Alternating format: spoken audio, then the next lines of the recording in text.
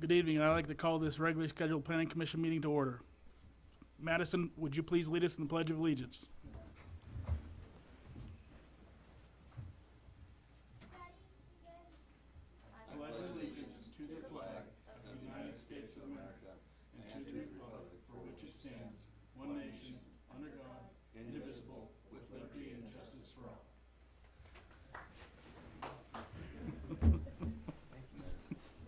Thank you, Madison. Roll call, please. Commissioner Garcia, Here. Commissioner Krushat. Here. Let the record show that Commissioner Pahana has an excused absence. Vice Chair Cure Here. and Chair Walker. Here. Announcements. These proceedings may be viewed on demand on the City of 29 Palms website at www.29palms.org. You may also live stream this meeting by going to the city's website and clicking on Meeting Agenda link. Public comment. This is time for the public to address the Planning Commission on issues within the jurisdiction of the Commission that are not on the printed agenda. All comments are to be directed to the Chair of the Commission and shall not consist of any personal attacks. Members of the public are expected to maintain a professional and courteous decorum during their comments. There is a time limitation of 3 minutes per person. If you haven't already done so, please fill out a name and address slip and give it to the Planning Commission Secretary. The Planning Commission is prohibited by Brown Act state law from taking action or discussing at length items not included on the printed agenda. Public comments on specific agenda items will be deferred until consideration of the agenda item. I'm going to open public comments. Vino. Thank you, Chairman. Thank you. My name is Vino Nathraj. I want to thank you all for serving on the Planning Commission. In fact, I'm sure you all heard that my property at 71829 has been damaged badly and was flooded. Most of my issues came from the properties on the north side. Somebody pulled a permit, they dug a trench. I thought it was 200 feet. When I asked for the public information, it was 250 linear feet. It was about 40 feet wide and about 30 feet deep. And to save the shoring money, they went a little bit wider, and they just backfilled that. The first rain that came, it washed the sand out, the hill on the back collapsed. Now, you'll see in this thing, grocery outlet came up there, the Fairfield came up, and when the Fairfield came up, sometime in 2013, I came here and I happened to comment about the flood water that will come out of the property and how it would drain. One thing I appreciate that I was one of the first few developers in town about 25 years ago, and my friend Steve would have been vouched for that. He came into town after me and he did much more than me. And I've learned things from people like Chuck Kaplinger, who sat on the Planning Commission, people like Jay Corbin, who served as a community director. When I first came into town, they called me in and they looked at my project. They had multiple meetings with me. They even did an on-site visit. And one of the things Jay Corbin did tell me is that your property is in the south side. When the water comes out, tell me how it's going to drain, okay? And I asked him for a list of engineers, and he recommended Mr. Bill Warner. I've never had problem with my this property in the flood. I mean, I don't know. I've walked into town. I've got into town, and I've seen the Starbucks. Their drainage system is more like a Adobe pool that you buy from Home Depot. That was passed. If you look at the landscape, it's 11 inches. And y'all at the planning commission, y'all normally give the blessings before the city council says yes on it. You're supposed to be the, for a lack of a better word, security guard to make sure that the projects meet zoning, meets everything before it's passed. I don't know whether you're just rubber stamping things or what. At my property, if it wasn't for one of my sons and Councilman Scott Octavius calling 911 because I could not reach them, we would have probably had a few deaths. Thank you. Thank you, Vino. Does anybody else wish to give public comment? Okay, we received via email a site plan for a development off of Amboy, a resort-style hotel. So we have that site plan, and then we received a letter from Imperial Enterprises they've expressed interest in working with the city to build a aviation-themed hotel. It'll have an aviation-themed lobby, a museum, a gourmet restaurant, green salad bar, and a flight and skydiving school.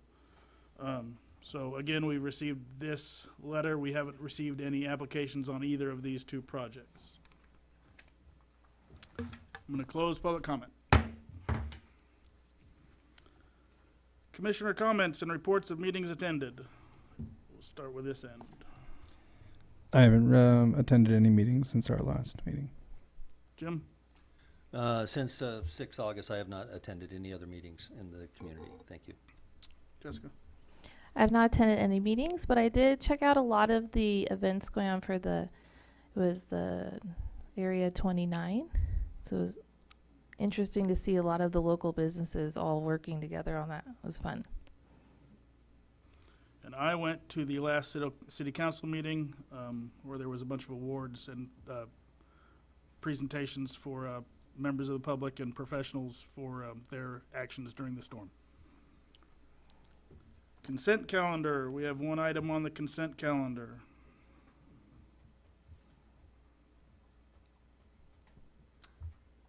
Mr. Chairman, I move that we accept the minutes for August 6th meeting as presented. I'll second. I have a motion to second. Roll call vote, please. Commissioner Commissioner Garcia, Aye. Commissioner Krushat, Aye. Vice Chair Cure, Aye. Chair Walker. Aye. Thank you. We have no items removed from the consent calendar. We have no public hearings today. Do we have discussion of potential action items? So let's move on to the reason we're all here. The study session for Development Code Amendment, Chapter 19.124, Mobile Home Parks and Special Occupancy Parks. Yeah, thank you, Mr. Chairman. This Development Code Amendment originated as part of our attempt at cleaning up and updating Development Code in several instances. This has been before the Planning Commission several times already. And at the last Planning Commission, it was directed to staff to divide up special occupancy parks and RV parks and campgrounds to different sections of the code. So that's one of the proposals that we are making as far as the Development Code Amendment. So real briefly, I'm going to speak on each of these particular items, and I'm going to ask that whenever there's comments that we refer to whichever section of this that you're actually referring to. For mobile home parks, we're recommending, and again, we don't have any applications for mobile home parks, RV parks, or campgrounds in process. This is per the Planning Commission discussions we've had already. For mobile home parks, we're defining the density to 8 spaces per acre, increasing the minimum lot size to 10 acres, defining the minimum dimension of each space at 4,000 square feet, reducing the parking requirement to 1 stall per unit and guest parking to 1 stall per 5 units. Also requiring common laundry facilities and reducing the landscape buffer along street frontages. This was per some of the discussion that we've had prior. For recreational vehicle parks, we have one existing in town. We've got several mobile home parks in town. We have one RV park in town. So this development code amendment would limit RV parks to commercial tourist and public zones. RV parks would no longer be permitted in rural living zones. Also, we would increase the size for RV parks to 10 acres and decrease the density to 5 spaces per acre, implementing a setback along all property lines, requiring trash enclosures, and requiring a sewage waste disposal station for sanitation purposes. And then for commercial campgrounds, again, we have no commercial campground applications in process yet, but this is per the discussions from the Planning Commission previously. We're limiting the campgrounds to commercial, tourist, and public zones, commercial campgrounds, that is. Commercial campgrounds would not be allowed in the rural living zones. We would increase the minimum lot size allowed for these activities to 10 acres, decrease the density to 5 spaces per acre. Again, implementing a 50-foot setback from the property lines and requiring trash enclosures. And we will also be adding a language that says camping and RV camping are prohibited outside of, prohibited outside of established permitted facilities. Okay, so we want to have camping and RV in those that are actually permitted to go through some sort of process to establish an RV park or a campground. We did receive one additional email right before the public hearing from a Richard Card saying that he proposed that he is in opposition to banning campgrounds in the RL zones.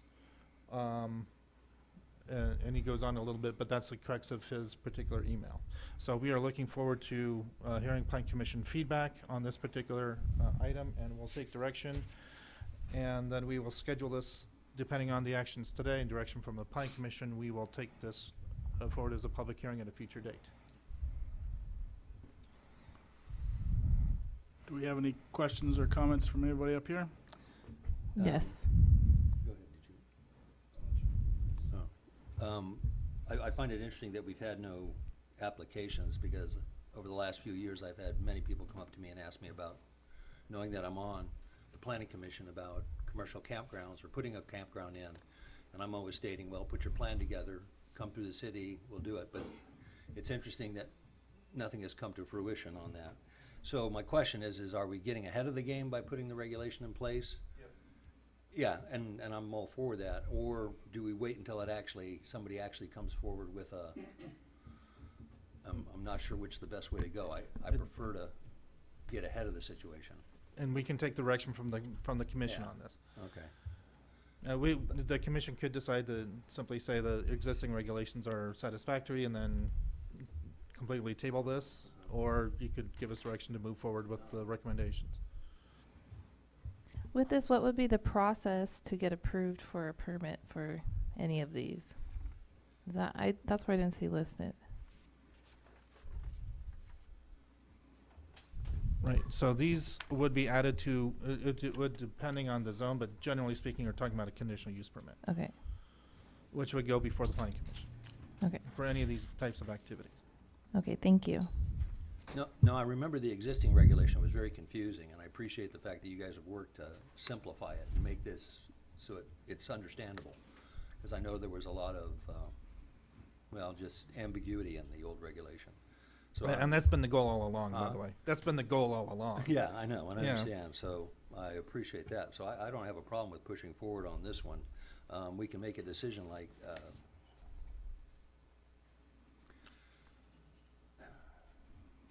the rural living, I think we've gone back and forth on. And I think the consensus was to keep them out of rural living.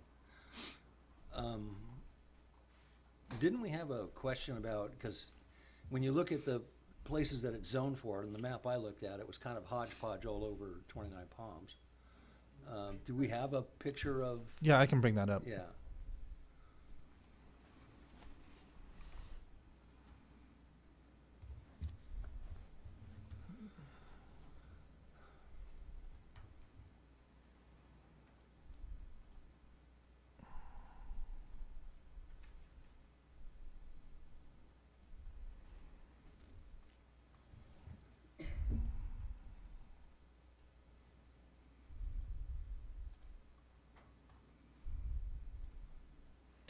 So if we're just focusing on the CT zone,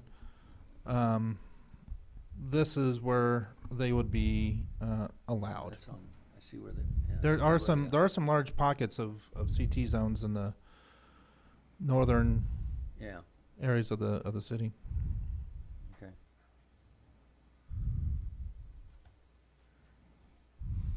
Now, I noticed some of those are kind of very close to residential areas. Would it be difficult to sit there and say, in CT zones except these areas? Because I know that we're gonna get pushback from those residential areas. Well, that's why we introduced the 50-foot setback. Yeah, okay. And whether or We got not the 50-foot setback is, Enough. that's Yeah. a judgment call for the direction to the commission. Right, well, I seem to remember a discussion on if it was close to a residential, if the commercial tourism zone or area was close to a residential area.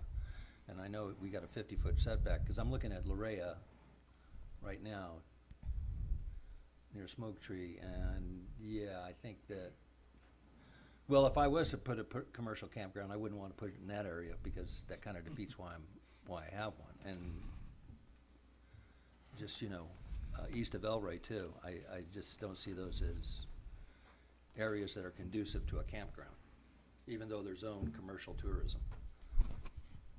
You know, when during our research on other jurisdictions that have commercial campgrounds, we found very little private campground regulations. Yeah, Most campgrounds are owned, monitored, maintained by some government agency, which is the National Park Service, county parks, state parks.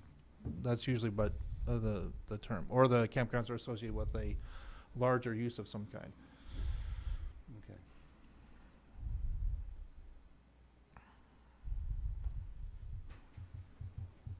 The outlying areas, yeah. The Utah Trail, I can understand that. But even off of like Larea, they still have to screen it, so they have their 50-foot setback. Yeah, And then they have to screen it with okay. a wall or, vegetation, that kind of thing, so. So are you referring to RV parks or the commercial campgrounds? No, the commercial They- campground requires Yeah. screening as well. And it says, one thing it says and or, right, on the wall versus, so that's something that I'm interested in, but if it goes in that direction, that I think it may need more than and or, maybe both. So I want to hear public comment on this and see what everyone has to say. Yeah, on the It screening it does. says and or. Yeah, it's either, you can do fencing, Mhm. or you can do landscape, like a hedge that will grow to 6 feet. Yeah. Well, you could do block wall, or, yeah, but you don't have to, do a block wall, you can do landscape screening.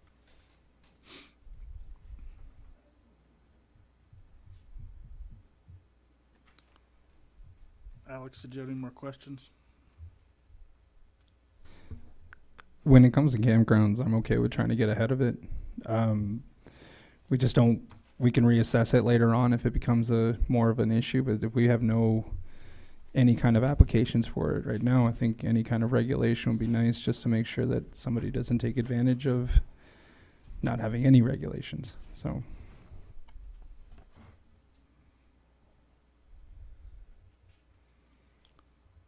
So if we don't have any more questions or comments up here, we're just gonna adjourn the meeting and have a nice evening. Joking.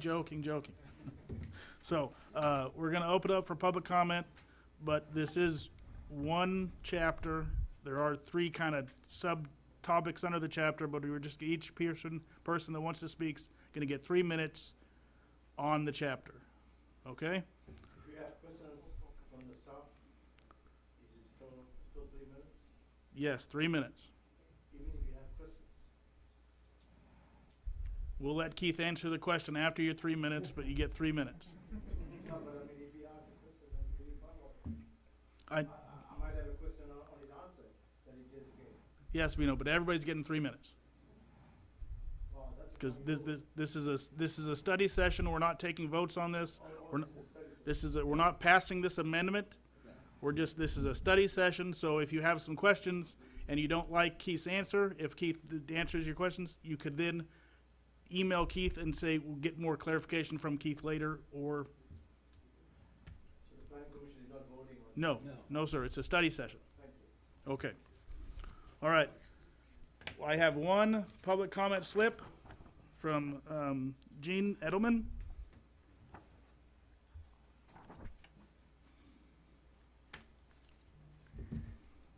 I will be under 3 minutes.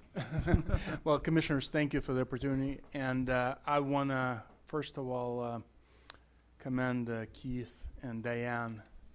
We've been working on the project here in Dwayne and Palms now for almost a year and have had terrific responsiveness, and you have excellent staff. I've worked with staffs all over the country.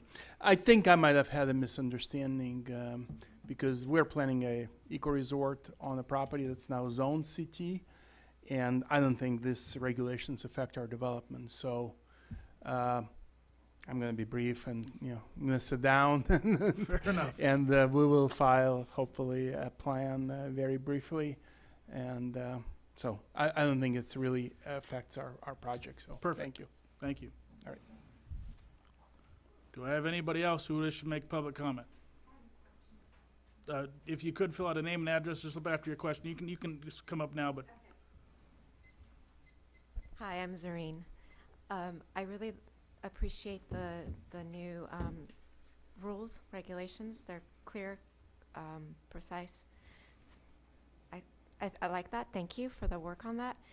I don't understand or don't know where that off-land project is. I can't gather accurate information in the community, so I wanted to see if I can get an update here as to what's happening with that project in Indian Cove. Thank you. That hasn't been filed. they haven't officially filed an application, so we don't have an exact plot of land they're looking to do that in. But once they do file their application, then we could give you more information on that. Please come to the podium. There was something a bit problematic in their initial communication where they had, I don't know if it was on their part or if it was on your part, using HipCamp as a subject expert.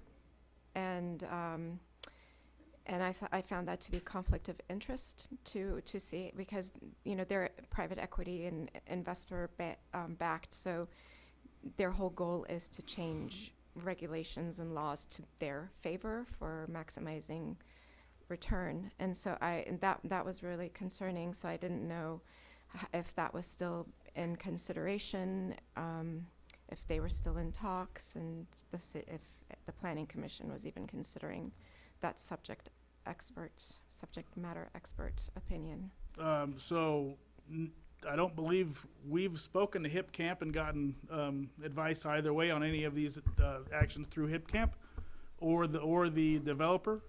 So, and we haven't had much interaction with them until they've submitted their application. Okay. We haven't had any real interaction with them, but I don't believe the five of us up here would let HipCamp persuade our judgment Good to know. for what is best in their best interest, not the city's.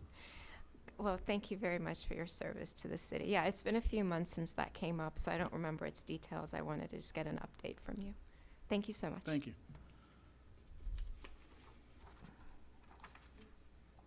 I cannot read this. The gentleman, oh, sorry. I was looking at the date, not the name. Susan.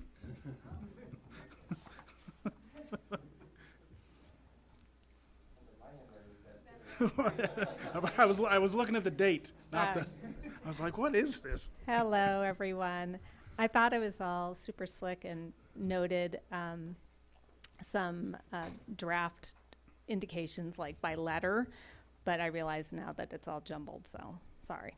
All right, so in regards to like the RV park, if you should decide to move forward with a presentation and more public hearing, a couple things that I noted about the draft, I'm just gonna kind of shoot them out there, is the requirement for, like in the RV park, like an on-site manager 24/7.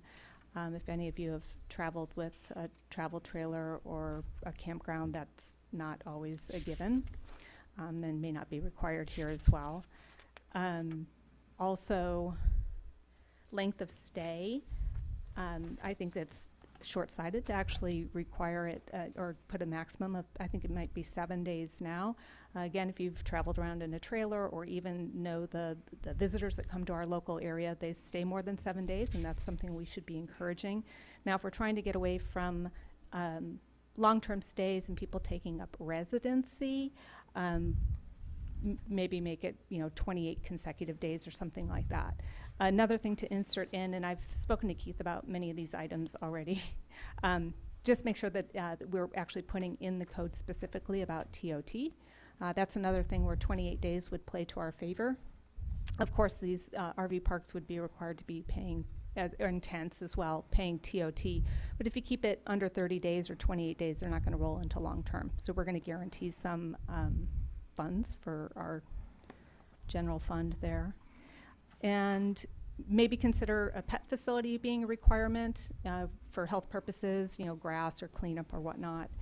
And I don't recall seeing anything about like on-site cabins or bunkhouses. Very often in an RV park campground, there could be some, non-kitchenated, non-kitchen bunkhouse variety that might be something to insert or talk about as well. That was about it. CT zone seemed perfectly reasonable to me. Mr. Cruchat spoke about that some months ago, and it's already zoned that way. So those were the things I noted. Okay, Thank you. thank you. Thank you. Richard?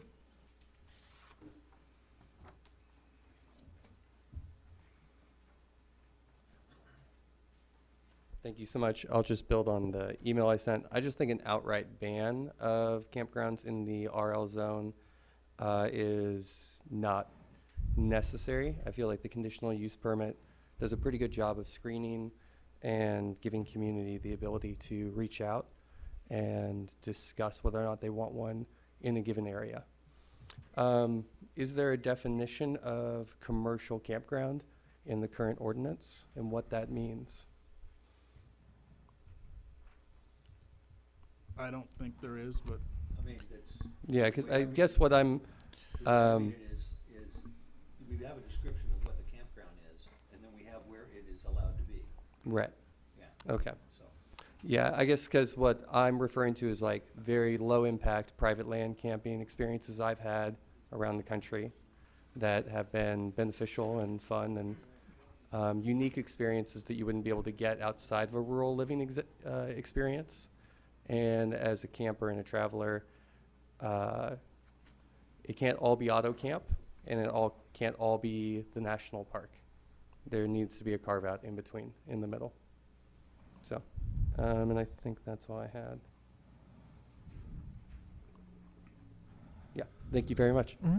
And Keith, if somebody wanted to submit an application to do a campground in a rural living zone, they could still submit that application, and I can't remember what the name of the process is, but they would do a CUP And a zone change. and get They'd a have to zone do a zone change and make that plot of land zoned commercial tourism, correct?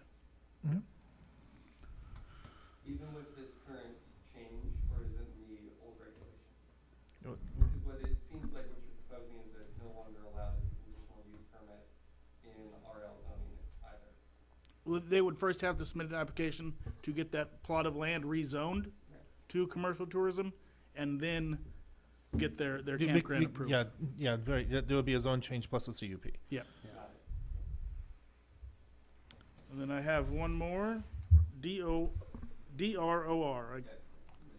I didn't want to mispronounce it horribly, because I probably would have. Yes, first of all, I apologize. It's my fault. You're okay. My name is Dror. It's a bit hard to pronounce. So when I go to Starbucks, I say John. That way, it works. We came here this evening. First of all, hi, good evening, and thanks for the time. We came here this evening as a representative of Imperial Enterprises, and we have some initiative here in this area that we would like to promote. And of course, the last thing that were said in the last few minutes, I think answered to my comment now. We're talking, the main issue for such initiative are what lands are available, okay, and where can we do these things. And of course, this area is I don't have to tell you how special it is and what is it special for.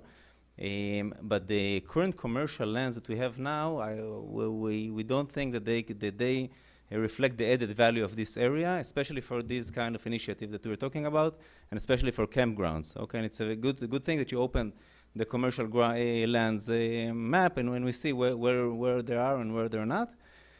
So we think the main issue we would like to relate in this initiative, which is good with the campground authorization, is the ability for residential lands, of course with the required permission, but this will make the initiatives like ours possible. Otherwise, it will take too much time, and it will be very, very complicated, especially if you want to do something that is special, that can attract many people, like we think our initiative is such, and such thing takes a year to plan. And if we need to invest a few more years in rezoning and things like this, it makes it much more complicated. You know it as well as I do. And that's it. Okay. Thanks for your time. Thank you. Do we have any more public comments? Vino. No, Vino.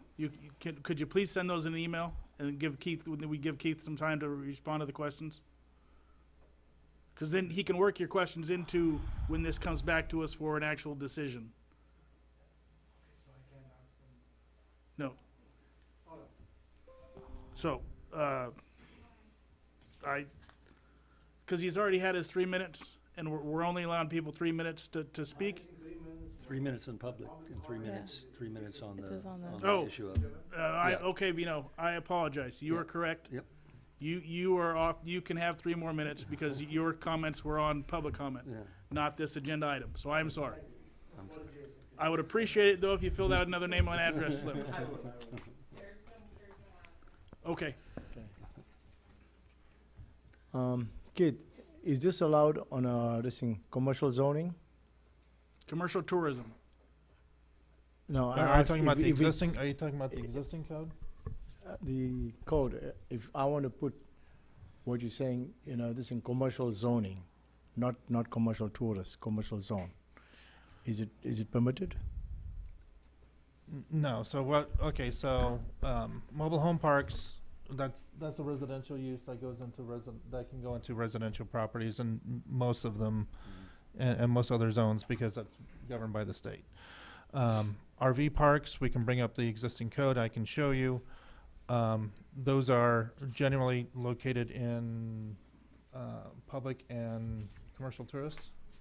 Okay. Currently, Yeah, currently. RV parks and campgrounds are allowed in public zone, tourist commercial zone, and rural living. The Okay. proposed code eliminates it from the rural living, so it would allow it still in commercial tourist and public. What's the average size of our commercial tourist property presently in our city?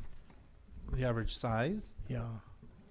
We don't. I'd have to do a little analysis for you. I don't have it off the top of my Okay, head. that's fine. And we seem to be putting this tourist attractions more closer to this in residential neighborhoods. I want to share with this room that I've been in the business for almost 40 years in the hotel business. And I've seen the best and I've seen the worst. From the serial killer to the pedophile to the nice guy that brings his family and enjoy the weekend at the hotel. So I would suggest that we try to keep these kind of projects away from residential neighborhood. I own almost a dozen hotels domestically and internationally, and I'm constantly training, our staff gets training on human trafficking. Our staff is constantly trained that, hey, you don't go to a person's room just like that, because in the hospitality business, we do not do background check. Somebody coming in for 7 days or 10 days, they just make the reservation. And I've seen the perfect couple come in, and 2 weeks later, the FBI comes and say, have you seen this person? We said, yes, because we remember the child that was behind them, and my wife and I talked how nice and disciplined she was. That young pretty girl was, human trafficked. So we need to be a little bit conscious and careful as to how we rubber stamp these things, that, hey, you know what, let's put them here, let's put them there. It'll come to haunt us in the long term. Thank you. Thank you, Vino. Do we have any more public comment? Okay, I'm gonna close public comment. So, I'd like to look at a couple of things for the campgrounds specifically. Make sure I'm talking to the right thing. For 124.061.1 for the RV park. Oh, yeah. Yeah, let me get to it. Yeah. 124.060 for the RV park. Right, standard developments. Yeah. Special occupancy quarters. Yep, so I'd like to look at, go back up, Keith, you went too far. Yep, right here. M, oh no, we're not to where I wanted to go. This is for the campgrounds, I think. No, that's for the. no, With that's the- for the that's tw- for the 24 mobile, on- That's for the mobile home. Yeah, park. for the mobile homes, yeah, there we go, sorry. Yeah. You were going the right direction, I was saying not far enough. M and O. Keep going down, keep going down. Yep, there we go. Site manager and. Yeah, the site manager. So for VHRs, we don't require them to have somebody on site, or, we give them a 2 hour or 1 hour response time. Could we do the same thing for this? Kind of give them the same kind of response time? Are you talking about Can I, mobile I don't home? think this, because you have a campground, you have several people there, you have people camping, and you'd want some type of a supervisor there, is what I think this is going for. I mean, that's kind of different than a VHR that has people living in it, we have a phone call, they're kind of, It's I one don't think group. we can compare the two. I think, I like the idea of having somebody on site at the campground, is all I'm saying. You're talking about the RV park? No, this is for the campground. Oh, I campground. just. It, would- to me, it seems a little overkill, I think. But, Well, we haven't had an we application can, for a campground, we yeah. could address it then. I guess we could.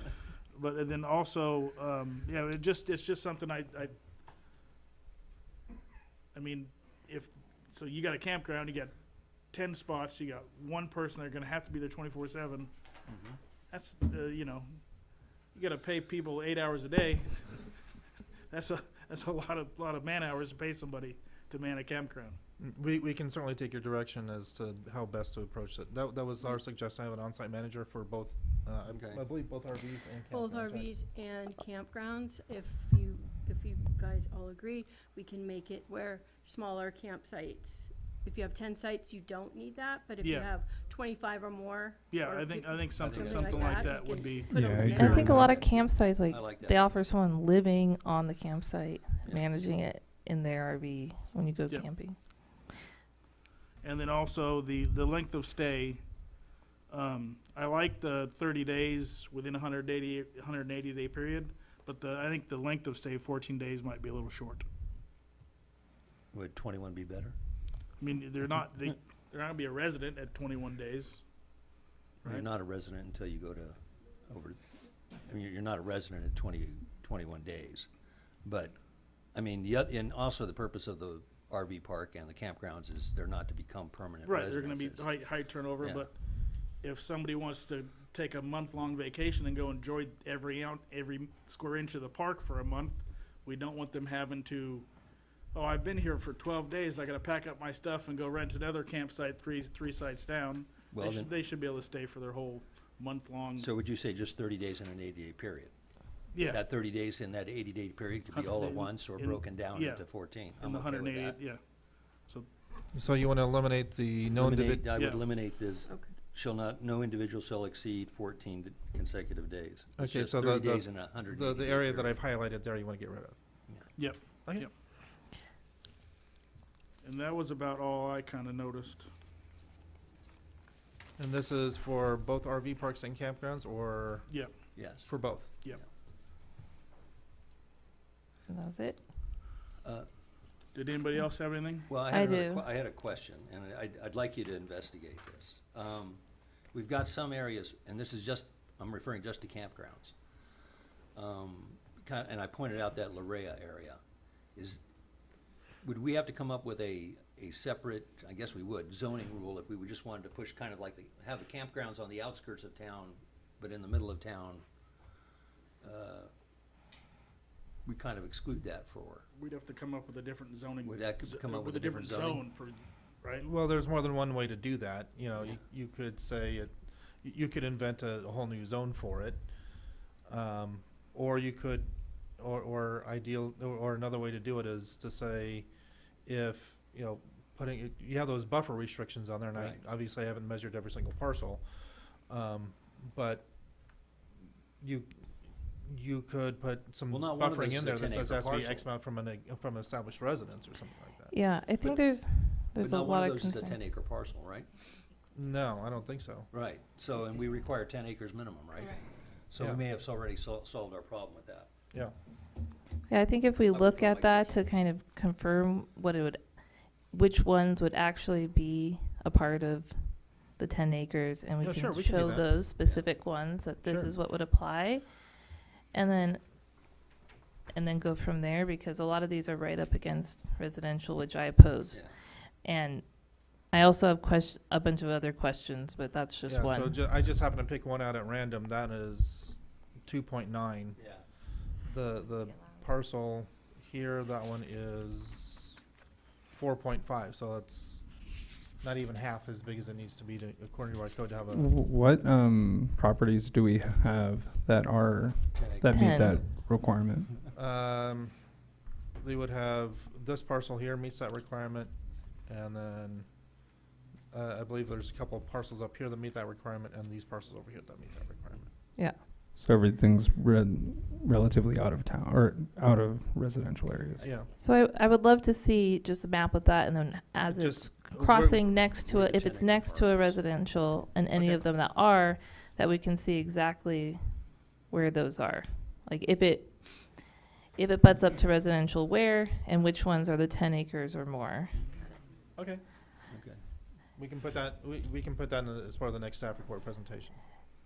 And then I have a question about, so for the rezoning process, if you're Mhm. saying if someone is rural living, already has an existing campground, they would have to go through this process, what does that process consist of? Okay, so if someone wants to propose a campground RV park in a zone that isn't appropriate for it, and if we want to push these all into the CT zone, they would have to file for a general plan amendment and zone change. Okay, what is entailed with that is part of it is simply the changing the color on the map. Okay, that's the zoning map part, but also the general plan would have to be reflective of how many acres are in so much zones and all that. And especially if one of these areas are taken out of a residential use, we'd have to make up those lost numbers somewhere in the city. Mm-hmm. So that would have to be part of the application to prove that we're not losing any units by allowing a RV park or a campground in an area that's not zoned for it already. Okay. And then, so conditional use permit, and all this would have to be environmentally analyzed for the, traffic, air, noise, biological impacts, all that. And then procedurally, conditional use permits, the commission is the deciding body. But when you tie that in with a general plan amendment and zone change, the commission no longer becomes the deciding body, it's the city council that becomes the deciding body. So it would go before the planning commission and then the city council for a final determination. Okay, thank you. As far as with coming back to the walls or the what was it? The Wall screening. or, thank you, the screening, but it was wall or And or what? Sorry, wall or So it's and or fencing, a block wall or some sort of fencing, 6 foot. solid screening, or a landscape hedge that grows up to at least 6 feet. Okay, so I think my thoughts around that is a couple things. One is with all of the storms, with people having issues with the block walls, is there something that would prevent, like things that we want to include with erosion control, drainage? All When of it that would comes have to to be walls, everything properly would be engineered and designed. done. Secondly, is that something so that you don't see it, or are you looking, or like the noise, also noise control, Well, a or little both? bit A, a little bit of B, both. So I think if we can see it up against the residential where it is, that I might think that would be to propose more if something was bordering something that was more residential on those lots than just plants that can grow up to 6 feet as the initial thing. So that's something to consider. And some of these are gonna be very project specific. Exactly. Right, So is that so- something when they're applying for the CUP, or do we want to get ahead and account for those kinds of details now? As far as screening goes, you can give them the minimum standards is what they need to do, in the development code. But And And then adjust as the adjust as we CUP actually get an depending on the application in. actual parcel. Okay. Mhm. I think I had 30 days. Oh, and then when she brought up the thing about the TOT tax, how would that play into? Okay, so RV parks and campgrounds would be considered a transient occupancy. Okay, So, yeah, so they'd be subject to TOT. okay. And if we need to. No matter add what that length for- of stay? No matter the length of Okay. stay, generally speaking. I'm sure that there's someone out there who can nuance me on that, but my understanding is yes. that- Okay, And for clarification purposes, we can certainly put that in there. okay. And then I did like the note on the pet facility. No, that was all of my notes so far. I'm sorry, the pet facility? Yeah, she said something about including some sort of pet facility, somewhere you can walk your dog to use the restroom if you're staying at an RV park. Pet- Something to allow for pets. Outdoor doggy bathroom. Yeah, So, just for clarification, so that would be an amenity? an amenity. We took the requirements for amenities out of this code. Mm-hmm. So if the commission wanted those back in, if you wanted to have that discussion, if you want us to put some sort of amenities, required amenities, you can always add, the applicant can always add those amenities to their project, but we took out the requirement. I If see. you want the requirement back in, you just let us know that. Okay. I feel like things like that are almost should be an optional Optional, yeah. as opposed to a requirement. And they can be changed. I mean, they can add them afterwards, but right? So Well, and to your point, I mean, sometimes people go through renovations and they switch things around and. Yeah. I like the idea of people, people being responsible for their pets' latrine issues or, cleaning up their dog's waste. Requiring like a dog run? I mean, are you requiring a dog park? Are you requiring a? No, what? I'm just thinking of the consideration for pets. I mean, we're considering trash, we're considering, Well, all I mean, these if you're in a human waste camping as well. environment, you're usually, it's a quasi-outdoor environment. I think that you make the people responsible at the campground for handling the waste of their animals. If they allow it. I mean, it's up to the person that puts in the campground. The person it's gonna be a private enterprise. So the person Yeah. putting it in may say, No pets. yeah, no pets. And some may say, okay, but I'm not favorable for making a requirement for I'm not sure what, a dog park, a separate facility like that. Okay. Does anybody else have anything? I think keeping the campgrounds away from residential areas is, I mean, we already have a problem with noise ordinance with short-term rentals and Airbnbs and whatnot. I mean, but that's up to the public. I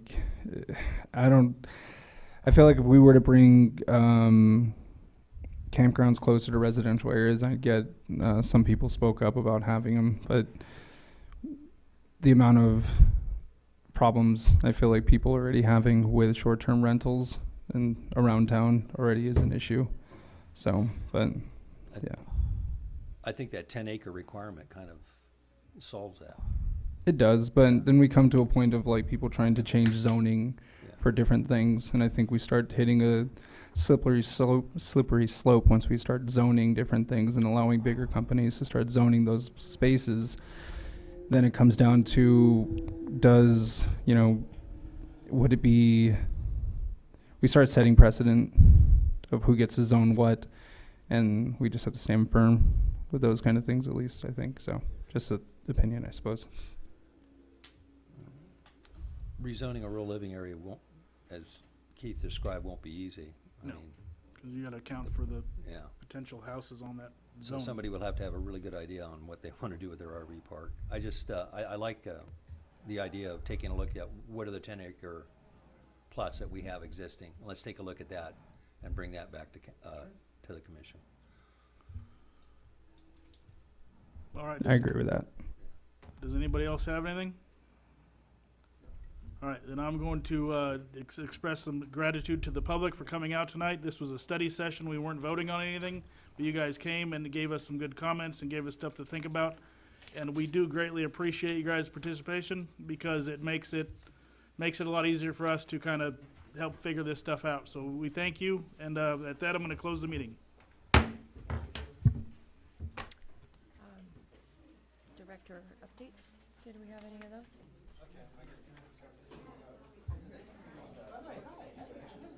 Max, I think we forgot about director updates. Did we have that? It's